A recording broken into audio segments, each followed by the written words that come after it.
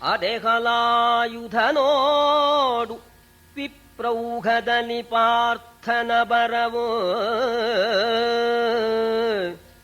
ಮೇಘದ ಹೊದರುಗಳ ಹರಿದಶ್ವನಂತಿದೆ ವಿಪ್ರವೇಶದಲ್ಲಿ ವಿದಿತವೇ ವಸುದೇವನಾಣೆ ಎಂದುದಕ್ಕೆ ವಿದಿತವೇ ವಸುದೇವನಾನೆಂದುದಕ್ಕೆ ತಪ್ಪದಲೈ ಸಭಾ ಮಧ್ಯದಲ್ಲಿ ಬರುತ್ತಿರ್ಪಾತನರ್ಜುನನು ಸಭಾ ಮಧ್ಯದಲ್ಲಿ ಬರುತ್ತಿರ್ಪಾತನರ್ಜುನನು ಎಂದನ ಸುರಾರಿ. ಅಣ್ಣ ಅಲ್ಲಿ ನೋಡು, ಅರ್ಜುನ ಬರ್ತಾ ಇದ್ದಾನೆ. ಎಲ್ಲ ಅಲ್ಲೇ ಹೇ ಬ್ರಾಹ್ಮಣ, ಅವನೇ ಅರ್ಜುನ. ಕೃಷ್ಣ ಹೇಳೋದು ಮೇಘೌಗದಲ್ಲಿ ಮೋಡದ ಮರೆಯಲ್ಲಿ ಬರ್ತಕ್ಕ ಸೂರ್ಯನ ಹಾಗೆ ಬ್ರಾಹ್ಮಣ ವೇಷ ಹಾಕೊಂಡು ಬರ್ತಾ ಇದ್ದಾನೆ. ಅವನೇ ಅರ್ಜುನ, ನಮ್ಮ ಬಾವ, ನಮ್ಮ ಸೌರತಿ ಮಗ ಅಂತಂದ. ಬಲರಾಮನಿಗೆ ಏನು ಗೊತ್ತಾಗ್ಲಿಲ್ಲ. ಬಲರಾಮನಿಗೆ ಯಾಕೆ ಗೊತ್ತಾಗಬೇಕು, ಭಗವಂತನಿಗೆ ಗೊತ್ತಾಗೋದು. ಏನ ಕೃಷ್ಣ ನಿಜವಾಗ ಅರ್ಜುನೇನಾ? ಹ್ಞೂ ಕಣ ಅಣ್ಣ, ವಸುದೇವನ ಆಣೆಯಾಗಿ ಅರ್ಜುನೇನೋ ಅಂದ. ಹೌದು, ವಸುದೇವನ ಆಣೆಯಾಗಿ ಬರ್ತಕ್ಕಂಥವನು ಅರ್ಜುನ ಅನ್ನೋಣ. ಬಲರಾಮನಿಗೆ ಸಂತೋಷವಾಗಿ, ಕೃಷ್ಣ ಹಾಗಾದ್ರೆ ಧರ್ಮರಾಜ ಎಲ್ಲಿ ಎಂದ. ಆಗ ಅಲ್ಲಿ ಕೂತಿದಾರಲ್ಲ, ಧರ್ಮರಾಜನ ತೋರಿಸಿದ. ಕೃಷ್ಣನಿಗೆ ಗೊತ್ತಾಗಲ್ಲೇನೋ, ಅಲ್ಲಿ ಕೂತಿದಾರಲ್ಲ ಅವರೇ ಧರ್ಮರಾಜ. ಭೀಮ ಪಕ್ಕದಲ್ಲಿ ಇಲ್ವೇ, ಆ ತೋಳು ನೋಡೋ ಗೊತ್ತಾಗಲ್ಲ. ಸರಿ, ನಕುಲ ಸಹದೇವರು ಅಲ್ಲೇ ಇದ್ದಾರಲ್ಲ ಅಂದ. ನಮ್ಮ ಸೋದರತೆ ಅವಳು ಬಿಡಾರದಲ್ಲಿ ಇದ್ದಾಳೆ ಅನ್ನೋಣ. ಬಲರಾಮನಿಗೆ ಸಂತೋಷವಾಗಿ, ಕೃಷ್ಣ ಅಲ್ವೋ, ನಿಂಗೇನಾದ್ರು ಕಾಗದ ಬರೆದಿದ್ರು, ಟೆಲಿಗ್ರಾಮ್ ಕೊಟ್ಟಿದ್ರು ಅಲ್ಲ, ಅರಗಿನ ಮನೆಯಲ್ಲಿ ಹೋದ್ರು ಅಂತ ನಾವು ಕೇಳ್ತಾ ಇದ್ದೇವೆ. ಅರಗಿನ ಮನೆಯಿಂದ ತಪ್ಪಿಸ್ಕೊಂಡು ಕೃಷ್ಣ ತಪ್ಪಿಸ್ಕೊಂಡು ಬಂದಿದ್ದೇವೆ, ಇಂಥ ಕಡೆ ಇದ್ದೇವೆ, ಆಗಾಗ್ಗೆ ಕಾಗದ ಬರಿ ಅಂತ ನಿನಗೇನಾದ್ರು ಪತ್ರ ಬರೀತಾ ಇದ್ರೆ, ಕೃಷ್ಣ ಏನು ಮಾಯಾಪುರುಷನೋಪ್ಪ, ಇದು ವಿಷಯವನ್ನ ನೀನು ತಿಳ್ಕೊಂಡಿದೀಯ. ಭಗವಂತ ನಿನಗೆ ನಮಸ್ಕಾರ ಕಣೋ ಕೃಷ್ಣ. ನೀನು ಮಾಯಾಸಿದ್ಧ, ನಮಗೆ ಹೇಗಪ್ಪ ಗೊತ್ತಾಗಬೇಕು? ಪಾಂಡವರು ಹೋದ್ರು ಅಂತಲೇ ನಾ ಮಾಡಿದ್ದೆ. ಕೃಷ್ಣ ನಿನ್ನ ಮಾತು ನಿಜವಾಗಿಲ್ಲಪ್ಪ, ನೀನು ಮಾಯಾಸಿದ್ಧ ಅಂತ ಹೊಗಳ್ತಾನೆ. ಭುವನ ರಕ್ಷಾಮಣಿಯೇ ಯಾದವನಿವಹ ಚಿಂತಾಮಣಿಯೇ, ನೀ ಪಾಂಡವರ ಜೀವನ ಮಣಿಯು ಎಂದನು ನಗುತ ಬಲರಾಮ. ದಿವಿಜ ಪಾಲನೆಗೆಂದು ದಾನವನಿವಹವನು ತಡೆಗಡಿದು ಭೂಭಾರವನ ಇಳುಗಲು ಬಂದ ದೇವನು. ದಿವಿಜ ಪಾಲನೆಗೆಂದು ದಾನವನಿವಹವನು ತಡೆಗಡಿದು ಭೂಭಾರವನ ಇಳುಗಲು ಬಂದ ದೇವನು ಎಂದು ಹರುಷಿಸಿದ.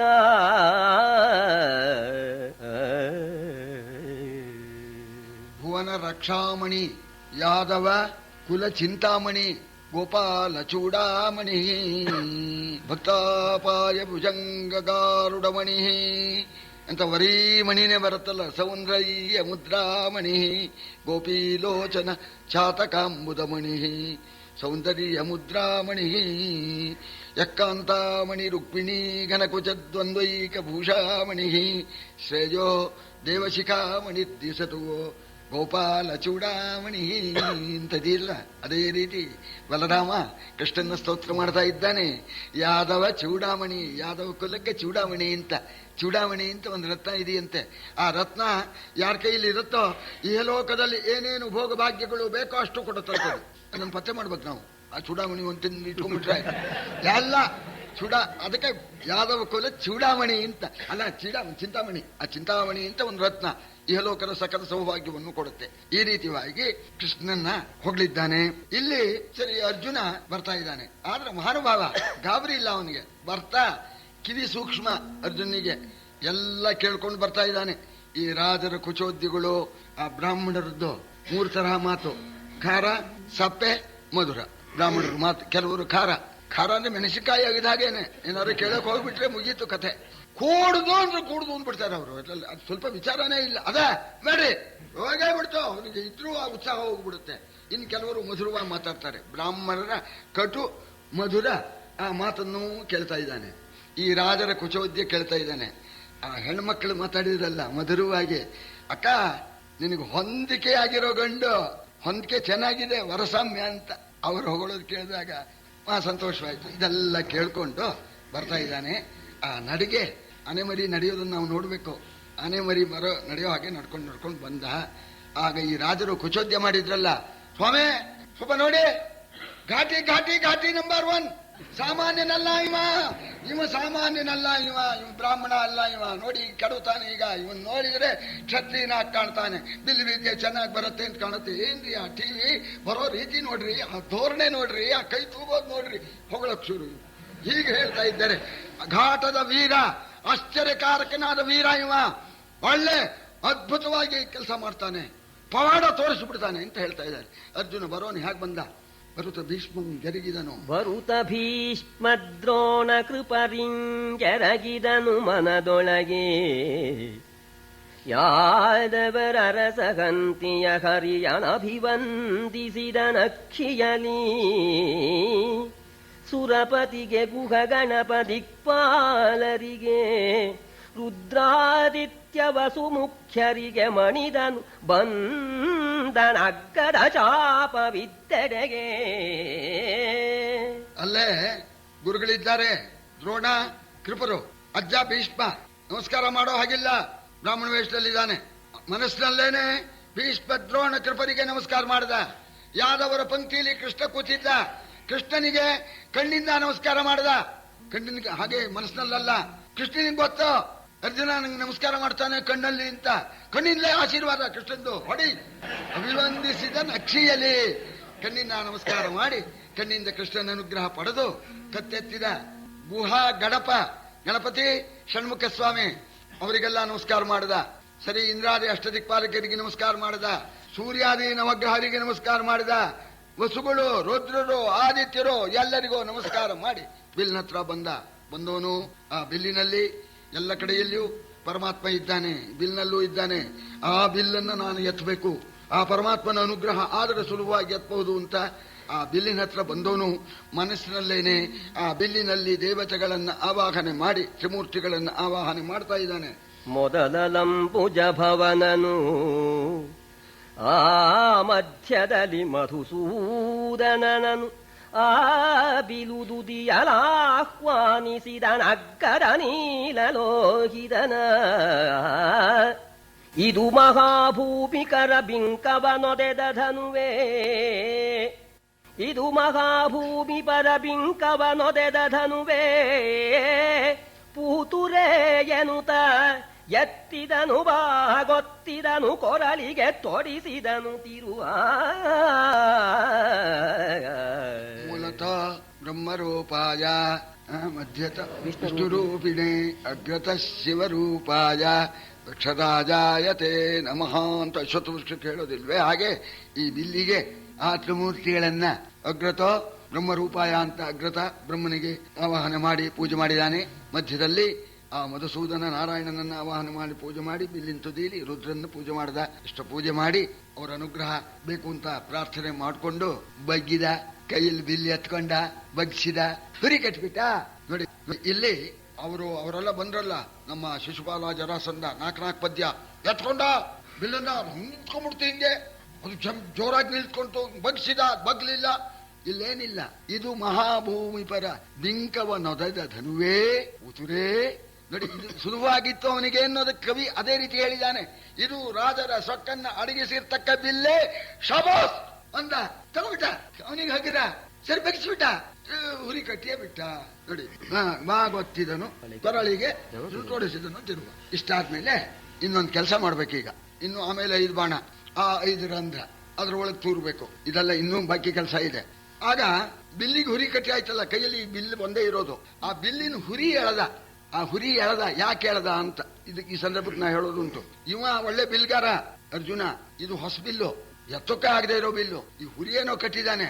ಈ ಬಿಲ್ಲಿನಲ್ಲಿ ಬಾಣ ಹೂಡಿದ್ರೆ ಯಾವ ರೀತಿ ಹೋಗುತ್ತೆ, ಎಲ್ಲಿ ಹೂಡಬೇಕು, ಹೇಗೆ ಹೂಡಬೇಕು ಅಂತ ಈ ಬಿಲ್ಲಿನ ಸ್ವರೂಪ ತಿಳ್ಕೋಬೇಕು. ನಾವು ಹೋಗ್ತೇವಲ್ಲ ಶಾಸ್ತ್ರಿಗಳೇ ದೇವ್ರ ಪೂಜೆ ಮಾಡಿ ಅಂದ್ಬಿಡ್ತಾರೆ. ನಮ್ಮನೇಲಿ ಪೂಜೆ ಮಾಡಿ ನಮ್ಗೆ ಗಂಟೆ ಆಡಿಸ್ಬಿಟ್ಟು ರೂಢಿ ಇರುತ್ತೆ. ಆ ನಮ್ಮನೆ ಗಂಟೆ ಸುಖವಾಗಿ ನಮ್ಗೆ ಬಾರಿಸುತ್ತೆ.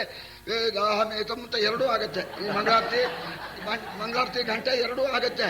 ಈ ಹೊಸಬ ಕಡೆಯಲ್ಲಿ ನಾವು ಹೋದಾಗ ಆ ಗಂಟೆ ನಮ್ಗೆ ಹಿಡುವಳಿಗೆ ಇರೋದಿಲ್ಲ. ಗಂಟೆ ಒಂದ್ಸಲ ಮಂಗಳಾರತಿ ಹೀಗಾಗ್ಬಿಡುತ್ತೆ. ಹಾಗಾಗ್ಬಿಟ್ರೆ ಇಲ್ಲೇ ಮಂಗಳಾರತಿಲಿ ಹಂಗಾದ್ರೂ ಏನು ವ್ಯತ್ಯಾಸ ಇಲ್ಲ. ಮಂಗಳಾರತಿಲಿ ಕಡೆಗೆ ಗಂಟೆ ಬಾರಿಸಿದ್ರು ಒಂದೇ, ಮುಂಚೆ ಬಾರಿಸಿದ್ರು ಒಂದೇ, ಅಲ್ಲಿ ಪ್ರಮಾದ ಇಲ್ಲ. ಇಲ್ಲೇನಾದ್ರು ವ್ಯತ್ಯಾಸವಾದ್ರೆ ಆ ರಂಧ್ರದಲ್ಲಿ ಬಾಣ ಹೋಗ್ಬೇಕೋ ಇಲ್ವೋ, ಅದಕ್ಕೆ ಆ ಬಿಲ್ಲಿನ ಪರೀಕ್ಷೆ ಮಾಡ್ದ ಅಂತ. ಕೊಯ್ದ ತಿರುವನು ಸೆಳೆದು ಕಿವಿವರಿಗೊಯ್ದನು, ಇದು ಹದವಿಲ್ಲಲ, ಇದು ಹದವಿಲ್ಲಲ. ಬಿಲು ಹೊಯ್ದುದು ಅಕಟ ಬರಿದೆ ಹೆದರಿತು ಮಾಗಧಾರಿಗಳು. ಕೈದೆಗೆದರು ಇದರೊಳಗೆ ಹೆಸರನಗೈದಬೇಕೆಂದೈಸಲೇ ಮಾಗಧಾದಿಗಳು. ಕೈದೆಗೆದರು ಎನ್ನುತ್ತ 5 ಬಾಣವ ಕೊಂಡು ಯಂತ್ರದ ಕೊಳಗ ನೀಕ್ಷಿಸಿದ.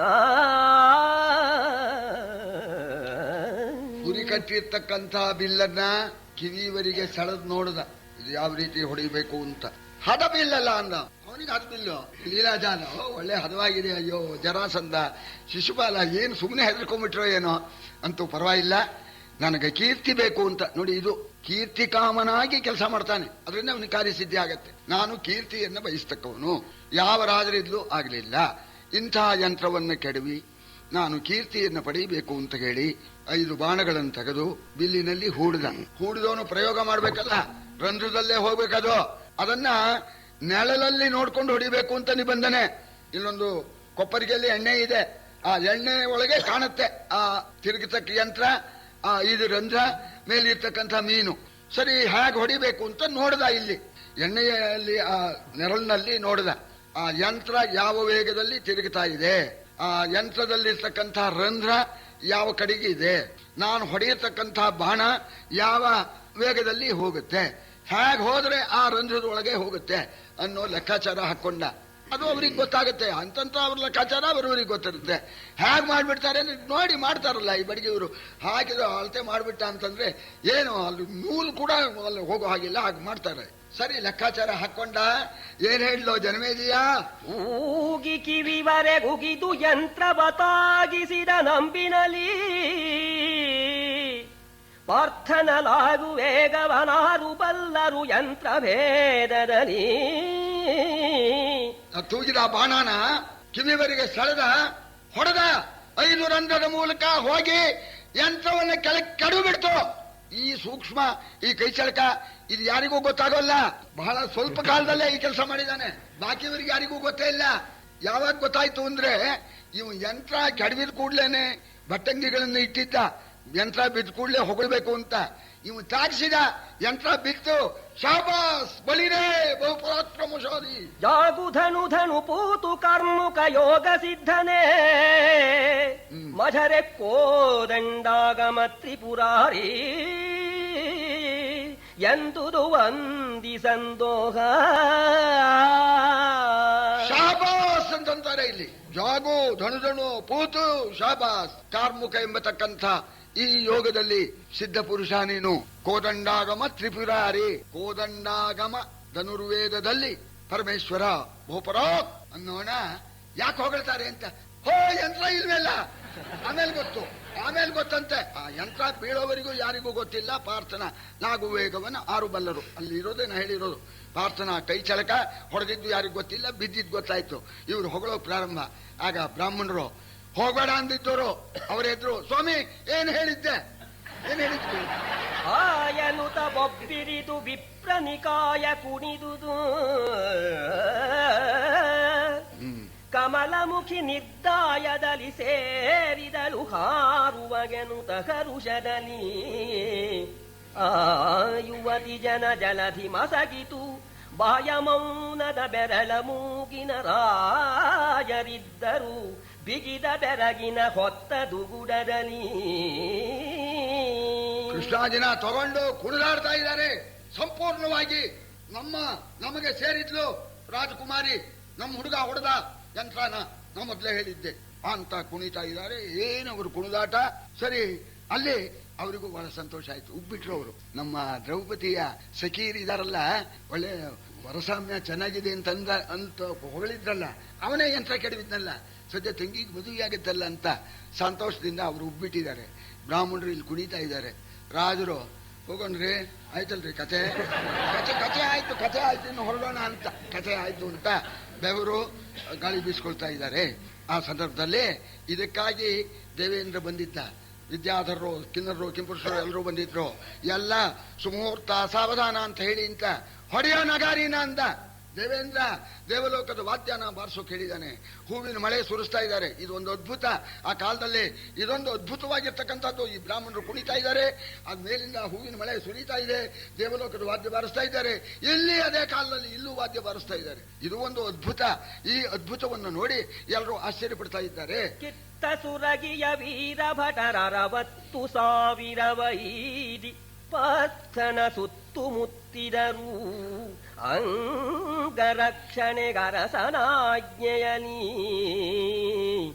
ಇತ್ತ ಮಹಿಳಾ ಜನದ ಮೌಳಿಯ ಮುತ್ತು ಕುಸುಮಾಯುಧನ ಥಟ್ಟಿನ ಮತ್ತ ಗಜವೈ ತಂದಳಲ್ಲಿಗೆ ದ್ರೌಪದಾದೇವಿ. ಆಗ 60,000 ಜನ ವೀರರುಗಳು ಕಿತ್ತ ಸುರಗಿಯ ಹೊರಗಿಂದ ಖಡ್ಗವನ್ನ ತೆಗೆದು ಕತ್ತಿ ಸಮೇತರಾಗಿ ಅರ್ಜುನನ ಸುತ್ತಲೂ ನಿಂತ್ಕೊಂಡ್ಬಿಟ್ರು. ಅಂಗರಕ್ಷಣೆಗೋಸ್ಕರ ದ್ರುಪದ ರಾಜನ ಅಪ್ಪಡಿಯಿಂದ. ಯಾಕೆಂದ್ರೆ ಇದೊಂದು ಪದ್ಧತಿ. ಅವನು ಹೊಡೆದು ಬಿಟ್ಟಿಯಾನೆ, ಅವನಿಗೇನಾದ್ರು ಅಪಾಯ ಆಗ್ಬೋದು ಅಂತ ಸ್ವತ್ತ ನಿಂತ್ಕೊಂಡ್ಬಿಟ್ರು. ಇಷ್ಟಾದ್ಮೇಲೆ ಇನ್ನು ಮುಖ್ಯವಾಗಿರ್ತಕ್ಕಂಥದ್ದು, ಯಂತ್ರವನ್ನ ಕೆಡವಿದವನಿಗೆ ನನ್ನ ಮಗಳು ಮಾಲಿಕೆ ಹಾಕ್ತಾಳೆ ಅಂತ. ಸರಿ, ಅವಾಗ ಬರಬೇಕು. ಪುರೋಹಿತರಿಗೆ ದ್ರುಪದ ಮಹಾರಾಜ ಹೇಳಿದ್ದಾನೆ. ಪುರೋಹಿತರು ಮಂಗಳಾಷ್ಟಕ ಹೇಳ್ತಾ ಇದ್ದಾರೆ. ಆ ದ್ರೌಪದಿಯನ್ನ ಸರಿ ಚಿನ್ನದ ಪಲ್ಲಕ್ಕಿಯಲ್ಲಿ ಕೂರಿಸಿಕೊಂಡು ಕರ್ಕೊಂಡು ಬರ್ತಾ ಇದ್ದಾರೆ. ಮಹಿಳಾ ಜನದ ಮೌಳಿಯ ಮುತ್ತು ಕುಸುಮಾಯುಧನ ಥಟ್ಟಿನ ಮತ್ತ ಗಜ ಐತಂದಳು ಅಲ್ಲಿಗೆ ದ್ರೌಪದಾದೇವಿ. ಆ ಕನ್ಯಾರತ್ನ ಶಿರೋಮಣಿ ಮನ್ಮಥನ ಸೈನ್ಯದ ಮದ್ದಾನೆ ಅವಳು ಬರ್ತಾ ಇದ್ದಾಳೆ.